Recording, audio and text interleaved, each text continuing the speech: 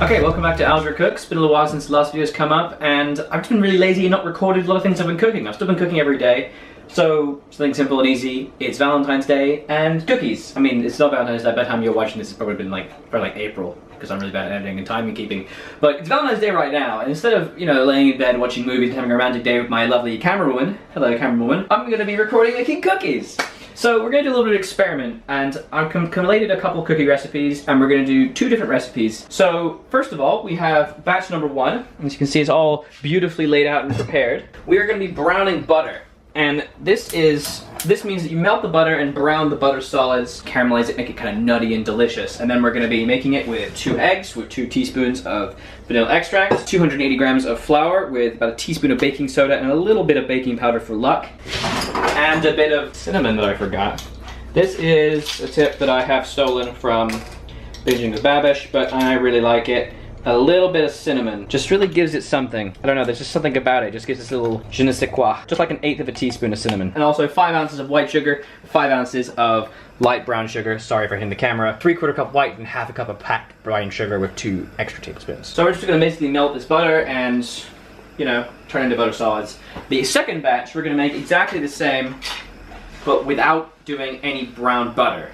So basically the reason is because Olivia doesn't like brown butter, and so we're experimenting. We were compromising of whether or not to make normal cookies or brown butter cookies, so I'm deciding to do both and see how they compare. So we're gonna check their texture. It's gonna be the same recipe otherwise. I am using 2 eggs. I would normally use 1 egg and an extra egg yolk, but Olivia likes her eggs a little cakey, which reminds me... I like my cookies a little cakey. What did I say? My eggs. Olivia loves cakey eggs. Which reminds me that Olivia wanted me to make them a little bit more cakey, so I am going to add an extra 1/4 cup of flour. Yeah, I'm probably going to cut quite a lot of this because, So the butter is completely melted now. What I'm doing is I'm never stopping to move it. You can see here that it has separated into the butter solids and the butter liquids. I actually don't remember what that's called. And what we want to do is we want to toast these butter solids. So we have to basically keep it moving. So you can stir it, and you can stir it vigorously, or you can kind of shake the pan a little bit. You're trying to turn these solids into brown goo. And the liquid, if you were to completely cook this and then strain out the solids, you would actually be left with ghee, which is clarified butter, which you can actually use like cooking oil, like vegetable oil. Because this is the stuff that makes it so that you can't cook high temperature things in butter, because these burn. One of the things you really need to watch out with browning butter is that it can go really badly really quickly. So you want to keep moving, you want to toast it slowly. Basically, as soon as these start turning brown and start kind of going on the bottom, that's when you want to stop, because it will keep cooking. Because as the liquid, because this is actually oil, not water. Although there is water, all this bubbling and stuff is water evaporating out. So it's still pretty watery now, and we are trying to evaporate water. But once you're left with that, you are left with cooking oil, which, it remains hot quite a long time. So we're just waiting until the solids kind of brown up a little bit. So how you doing? Great. Having a good Valentine's? Brilliant, yeah. I was hoping to play Civ today, but I guess I'll get 5 minutes in before I pass out later.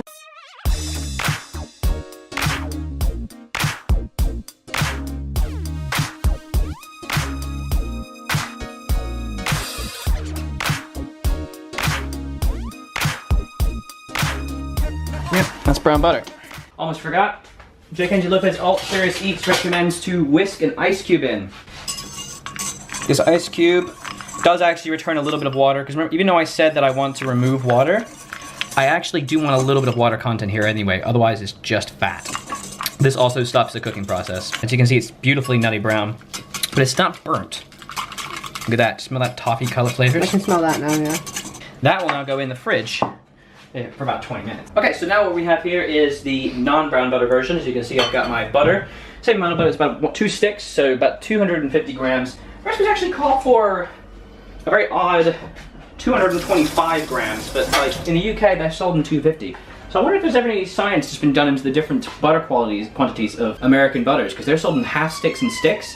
This 2 stick is actually 225 grams, but we sell them at 250. So I'm just gonna cream together the 5 ounces of white sugar and the 5 ounces of light brown sugar. The creaming process incorporates air into the sugar and the butter. What happens when it creams is the sugar kind of gets surrounded and covers the butter. It also absorbs the moisture of the butter. I'm kind of using my thumb as an example here. And you create this silky thick layer. And we're gonna do it for a really long time actually, a couple minutes. The butter wasn't 100% softened. I probably should have let it soften for a little bit longer. But that's what the nice long time, I'm just gonna do it. And it's gonna hopefully Don't do that, and we'll come back in a second when it's creamed. Oh, hi there. So I'm just preparing the eggs and the vanilla extract. 2 eggs, 2 teaspoons of vanilla extract. So now they're gonna go into this. As you can see, it is now, if you can get a little shot of that. Take a little of that. There you go. You can see that the texture of it is really creamy and all the sugar is mixed in. Next up, we're gonna add the eggs and the vanilla extract. And what we're gonna do is we're gonna do that on low for a little bit. On low for a little while, I'm gonna put it up to medium. And what we're gonna do is we're gonna whisk that until it, well, for a nice long time. And the idea behind this massive whisking period is I'm basically just trying to give it tons and tons of sugary, creamy goodness and time for a little bit of lift to develop. I didn't think I'd take a knife out for the chocolate, did you? What did chocolate ever do to you? Okay. So what we have here is we have a 2-to-1 ratio, 3-to-1 ratio of milk chocolate to dark chocolate. And just what I'm gonna do is I'm just gonna kind of cut it up kind of randomly. I just want to try and create little chocolate chunks. I don't really care about uniformity. That's kind of what makes it really sexy, is when you get the kind of random amount of chocolate each bite.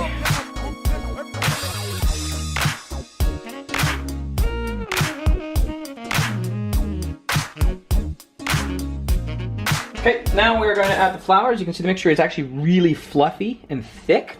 Now we've done is we've given it 2, this is a serious eats technique. We whisked it for 1 bit and then we did it for another bit. As you can see, look how thick it is. If I give it a little whack, you can see it really dribbles and has this ribbony texture to it. You can still see a little bit of, not sugar per se, but butter clumps. It's beautiful, I love this. It's really thick. It started to kind of get air incorporated. So then what we're gonna do is we're gonna just dump in the flour and we're just gonna mix it on low until it all comes together. You don't want to do it, no, not, you want to do like 90% of the way there. Because you don't want to overmix this and form gluten. And stop. Oh!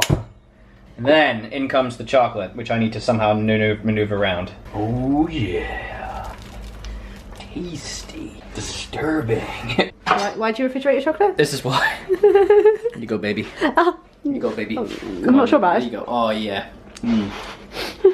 Then back it goes. Just for like, again, just until it's just incorporated. What do you think? Yeah. All my chefery experience. Can confirm. I tell you, cookies are great. But cookie dough is in my beard. That's from your nose. Oh well. It's the cookie. Oh my god, look at that. It's cookie dough, that's where it's not at. focusing. I don't care. I just want to eat it. Look at that. That's beautiful. Oh, tell me that's not amazing. Oh god. I'm gonna keep this. This is for me. So there's a little bit of flour left. That's totally fine. You just don't want to overmix it. If you overmix it, you develop gluten because of the protein in the flour. You know, bread gluten. You don't want bread gluten. That's how you get that kind of not chewy, but that kind of bread doughy bite. No one wants that in a cookie. It's not a cupcake, for God's sakes. Oh no, look at all this cookie on my spoon. Alright. Then we're gonna wrap it in cling film. And we're gonna refrigerate it overnight. However, this is gonna be movie magic overnight because Lydia wants cookies. So we're gonna refrigerate it for about half an hour. We can do an hour. An hour. I can stretch that far, but overnight's pushing it. Yeah, no, that's not happening. And oh, a big detail. Press the cling film down onto your cookies. Like this. Then not only does it force out air bubbles, but it stops dry, craggly crap emerging on the top. And then, you know, in case the cooking film doesn't cover like mine, just do another little layer on top. And then that goes in your fridge. Oh, there's no room in here.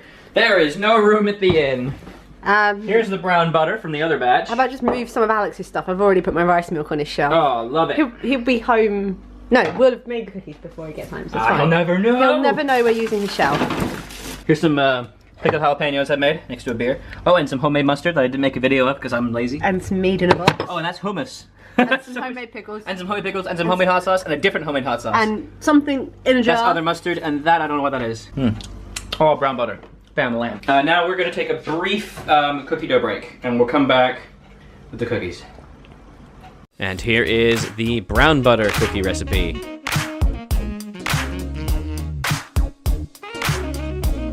And that is brown butter cookies. Ooh. Instantly prefer the taste of the other one, the non-brown butter one. Interesting. These have a caramel taste to them. Yeah, which I don't like. Oops. I'm glad we decided to make 2 batches. Wow. Oh. Now this goes in the fridge as well. For an hour. Overnight. Up to 3 days, actually. Take a bit out every day and cook it. Well, that is a smart girl. And then we'll be back in about an hour to cook them. Welcome back. We have our 2 cookie batters. We have the cookie batter. It is cooled. So let's just do a little test. You can see it's quite solid now, which is good. This is the normal. Maybe I'll take half. It's not focused in the slightest. That's delicious. That's good. That's so good. Okay, just the cookie dough itself. It's rich, it's creamy. There's that brown sugar tang to it. Now we'll do the caramelized one. No. It's still really good.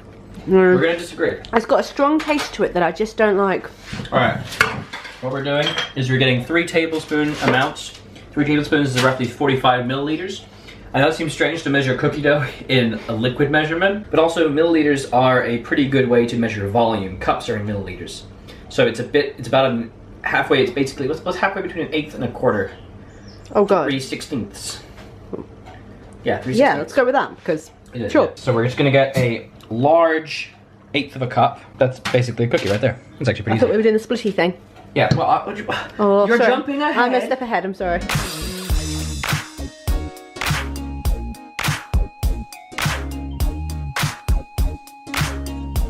Here's the trick. What we do is we break the cookies in half, we tear them in half, you turn them over, and then you smush them together.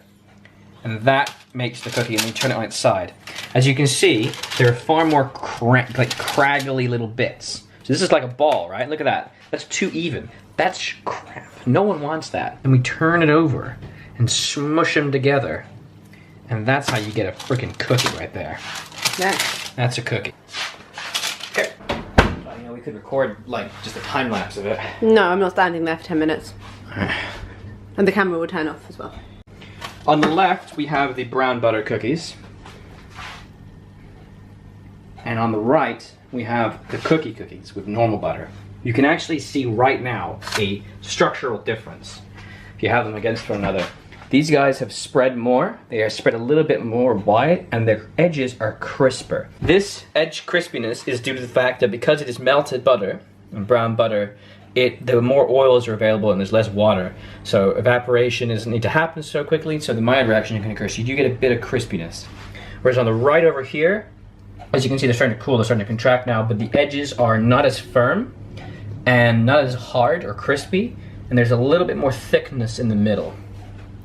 That thickness would actually be increased if we refrigerated it overnight, but we're very lazy. We're now going to cool these for 10 minutes. So most likely Olivia is going to steal some. Any thoughts on that, Olivia? No comment. So this is the brown butter on the right. This is the normal on the left. The left just looks so much more like a cookie. I agree. They look so visceral and cookie-like.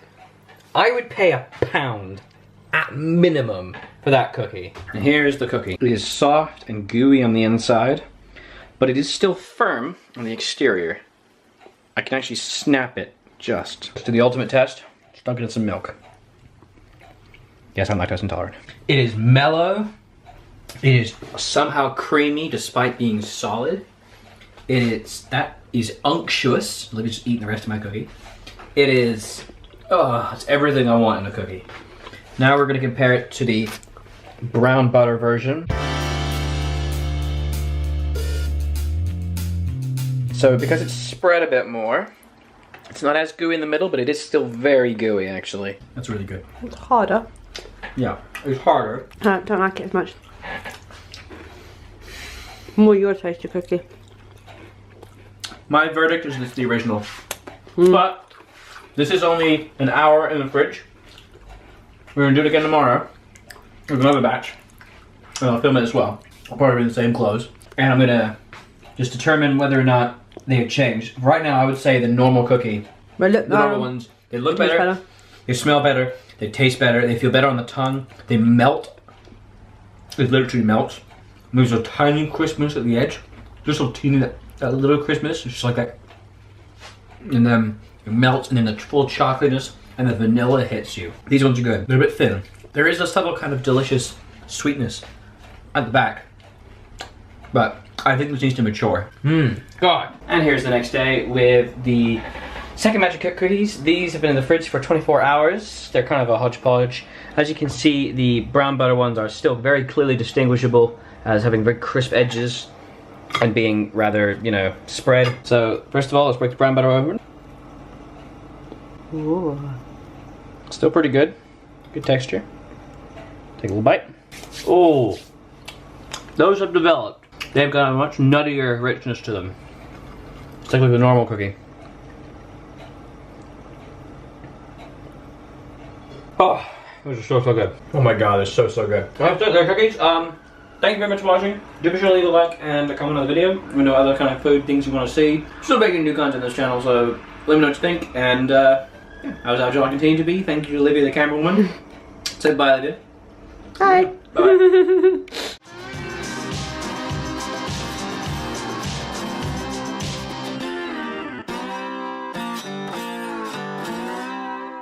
It's housemate number 1.